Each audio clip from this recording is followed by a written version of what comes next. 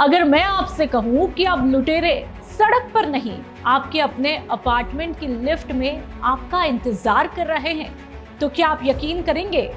जयपुर में एक bank manager अपने घर पहुंचने से महज कुछ ही सेकंड दूर था, लेकिन लिफ्ट का दरवाजा बंद होते ही वो सीधे 2 हथियारबंद बदमाशों के निशाने पर आ गया और अगले 60 सेकंड उसकी जिंदगी का सबसे खौफनाक मिनट बन गया। आखिर उन 60 सेकंड में ऐसा क्या हुआ जिसने जयपुर की सुरक्षा व्यवस्था पर बड़े सवाल खड़े कर दिए? आइए जानते हैं इस पूरी वारदात की इनसाइड क्राइम स्टोरी। सोमवार की सुबह समय करीब 8:30 बजे जयपुर का पॉश इलाका जवाहर नगर, जहां करोड़ों रुपए के अपार्टमेंट है, पढ़े लिखे परिवार रहते हैं और लोग ये सोचकर निश्चिंत रहते हैं कि उनके घर की 4 दीवारी के भीतर कोई खतरा बिल्कुल नहीं पहुंच सकता। लेकिन उस सुबह एक लिफ्ट कुछ सेकंड के लिए जेल से भी ज्यादा खतरनाक जगह बन गई। यूको बैंक के मैनेजर नवीन कुमार शर्मा रोज की तरह जिम से लौट रहे थे। उनके दिमाग में सिर्फ एक ही बात थी, घर पहुंचकर परिवार के साथ चाय पीनी है। लेकिन उन्हें क्या पता था कि कोई उनकी मंजिल नहीं बल्कि उनका इंतजार कर रहा है। नवीन कुमार शर्मा अपार्टमेंट में दाखिल हुए। उन्होंने लिफ्ट का बटन दबाया, दरवाजा खुला, वहां अंदर पहुंचे।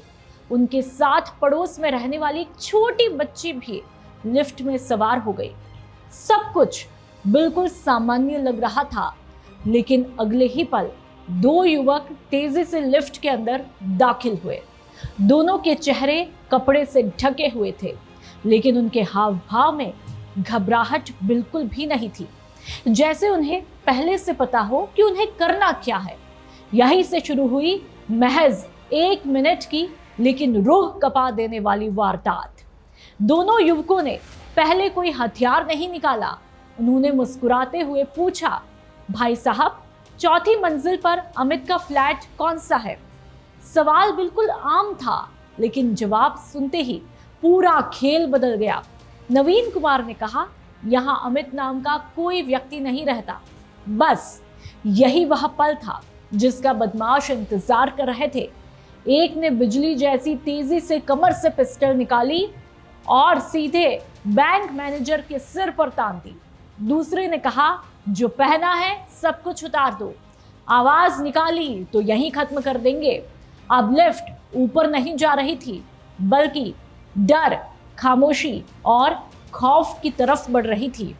एक तरफ पिस्टल, दूसरी तरफ एक मासूम बच्ची और बीच में खड़ा एक बेबस इंसान जो जान बचाने के लिए अपनी सोने की चेन, सोने का कड़ा, अंगूठी और डायमंड रिंग एक एक कर उतारता चला गया।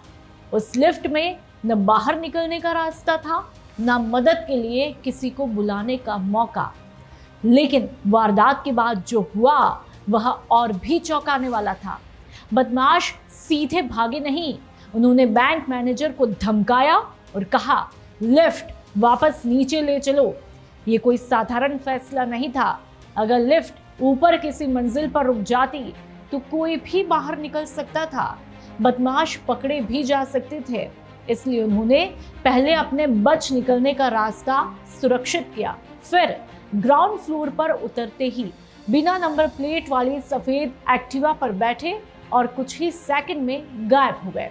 जब पुलिस मौके पर पहुंची तो उसे उम्मीद थी कि लिफ्ट के सीसीटीवी कैमरे पूरी कहानी बता देंगे, लेकिन यही सामने आया इस केस का सबसे बड़ा झटका।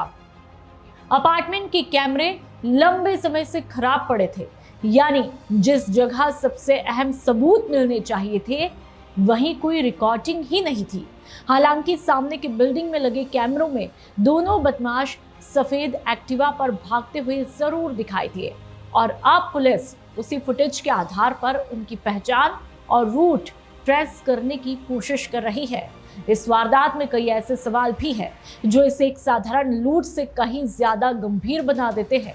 क्या बदमाश पहले से बैंक मैनेजर की रैकी कर रहे थे? क्या उन्हें पहले से पता था कि वह रोज इसी समय जिम से लौटते हैं? क्या उन्हें ये मालूम था कि अपार्टमेंट की कैमरे खराब है? और सबसे बड़ा सवाल, क्या जयपुर में कोई ऐसा गैंग सक्रिय हो चुका है जो अब लोगों को उनके घर के अंदर तक निशाना बना रहा है? इन सभी सवालों के जवाब पुलिस जांच के बाद ही सामने आएंगे। लेकिन वारदात का तरीका ये जरूर दिखाता है कि अपराधियों ने तेजी और योजना के साथ में काम किया। एक बंद लिफ्ट, 2 नकाबपोश, एक पिस्टल, एक मासूम बच्ची और सिर्फ 60 सेकंड। इतना ही समय लगा जयपुर के एक बैंक मैनेजर की सुबह को जिंदगी के सबसे डरावने अनुभव में बदलने में। अब देखना होगा, क्या जयपुर पुलिस इन नकाबपोश लुटेरे तक पहुंचकर इस फिल्मी अंदाज में हुई वारदात का पर्दाफाश कर पाएगी, या फिर ये गैंग किसी दूसरी लिफ्ट में अपने अगले शिकार का इंतजार कर रहा होगा।